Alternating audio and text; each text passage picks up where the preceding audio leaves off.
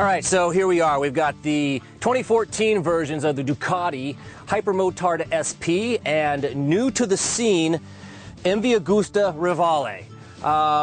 Both very comparable bikes. Obviously, that's why we're testing against one another. But there are some very unique differences that we have found out. Troy, what are some of these differences? We were talking about this earlier, how there really isn't a category for these two bikes. For a while, the Hypermotard was in a class of one, basically. This kind of sport bikey-ish, motardy type of bike that you really couldn't place in one area. And I guess Ducati's neighbors in Italy, MV, thought, hey, maybe that's a trend we should catch on to and build something around that. So here you have the Rivale.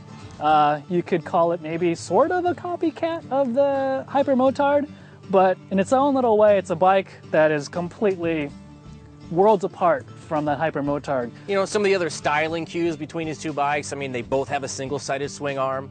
You know, they both have the handguards with the integrated blinkers up front, but the MV, Troy, I think has gone over and above itself in terms of beauty. If there's one thing Italians know how to do, it's design beautiful things. And the MV excels in that regard, especially this Rivale. I mean, starting up front, you've got these integrated daylights that go with the blinkers and the handguard, which to me is stunning. But more so, you go to the back of the bike, and you got these taillights that to me are just absolutely amazing. They look so good. And then you got this like ghost rear hugger with the integrated turn signals on them. I think, Tom, you agree. Just the back of this MV looks incredible. And then go all the way forward to the front and the entire thing just ties together real well. Whereas the Duck, you know, it's good looking, but it pales in comparison to the MV. No, the MV looks as good going as it does coming. You know, that front end is also amazing. The lines on it, you know, from the fender up through the stylized, you know, air intakes and the fuel tank. When we talk about the MV, this 3-cylinder, 800cc gem, I think we can agree is an absolute blast. It revs so fast and it just sounds so sweet. I mean, it's hard to fault this thing now because, Tom, of the fueling. There you go. The fueling on it, they've done a good job. Of course, you know, us, other magazines, we can complaining about this. MV's been aware of it, but they seem to have pretty much fixed the problem. Maybe for the guys that like to do the real long haul wheelies, they're going to find something to nitpick on it. But for the most part, for the average guy riding it around the street, I mean, you're going to be hard pressed to find anything really to complain about with fueling.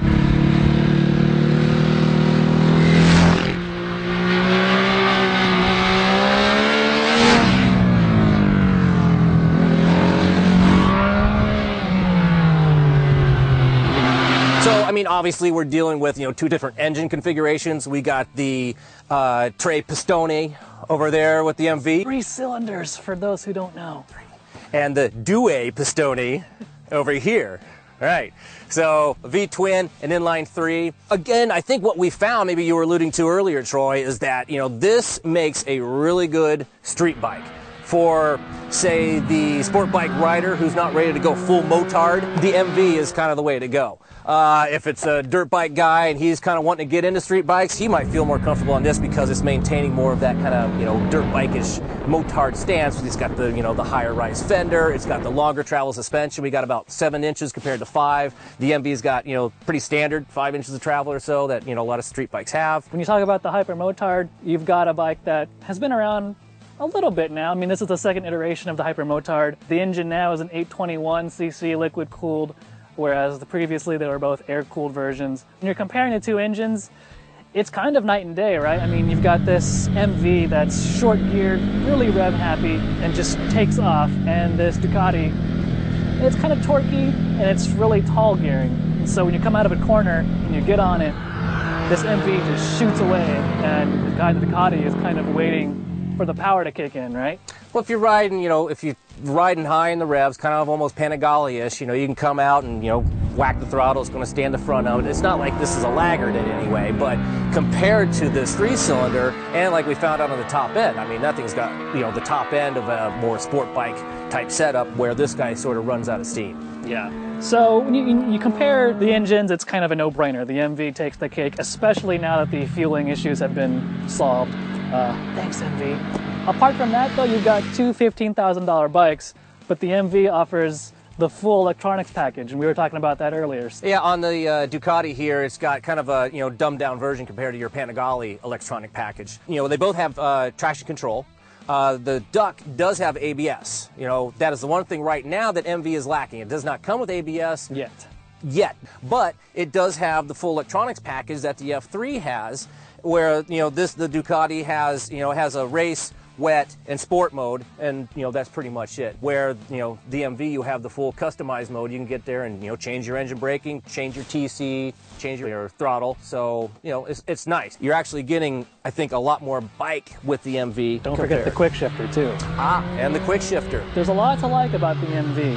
What I don't like are these foldable mirrors. They're kind of gimmicky now. They were kind of cool, and funny enough, the Ducati Hypermotard introduced them in their first iteration. For us California people who are lane splitting, those don't help in any way. Yeah, I tuck them in when I lane split, and then when you fold them back out again, they don't go back to where you had them before, so you always have to readjust them to make sure you can see behind you.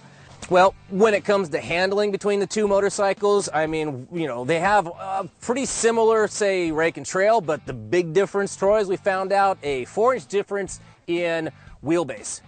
Obviously, the Ducati is the longer one, and it doesn't take much, to feel that on the street. We didn't take these guys to the track, but, again, nice, stable handling Ducati, a little slower in the transitions, liquid fast, with the MV, but, a little bit more nervous, takes a little bit more getting used to, get confidence in that bike.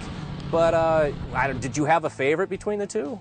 In a track environment, my answer might be different, but as far as street goes, I like them both for different reasons. And so I enjoyed the quick flickability of the MV, and I enjoyed the stability that the Duck gave me. So I can't pick a favorite as far as handling goes at the moment. That's one area where I think they're pretty even. But another area, they both have, superb stopping power. The setup on the MVs, just a tad touchy. It's even with the very slightest one-finger pressure, you get this initial bite that's just kind of disconcerting. I like the Ducati's front brakes better. Yep, me too. I'd agree with that. I was thinking the exact same thing when I rode these. I was thinking back to our super middleweight test and how the MV was really grabby and aggressive, and the Ducati felt strong but progressive for my type of braking style. So, Troy, earlier in our discussion, we were saying and commending, MV for really solving their fueling issue. But we found today that there's still a remaining fueling issue, which is an incredibly small fuel tank, 3.4 gallons to be exact. Crazy, because if that doesn't make sense to you, our low fuel light came on at only 50 miles. And this bike is out of gas right now. As we speak to you, this moment, this has no gas in it. Yeah, we're still 20 miles outside of town, and we have to go find gas now because we have 85 miles on the clock, and that's dead in the water. There we go. So we were going to tell you a favorite that we like between the two, but we got to go back and tabulate now because we really aren't sure anymore. So that's a huge factor. I mean, only, and of course, we've been wicking it up, riding hard all afternoon, so granted, you're going to get a little bit better mileage, but again. Well, I've been riding this Rivale on the freeways and just regular around town stuff for a while now. I've been getting about 31 miles a gallon, getting a low fuel light coming on at about 70 miles of normal everyday riding, which is still pretty low. You might make 100 miles out of that bike. Yeah, if you're lucky. So our next shootout is going to be the MV going up against the Zero then, right? I mean, doesn't the Zero have 75-mile range or something? Yep. You stay tuned for our next gas versus electric shootout. You might be surprised.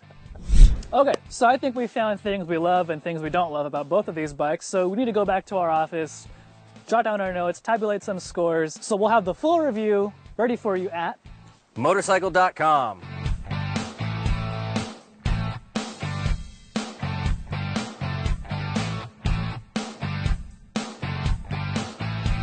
And MV, come pick up your bike.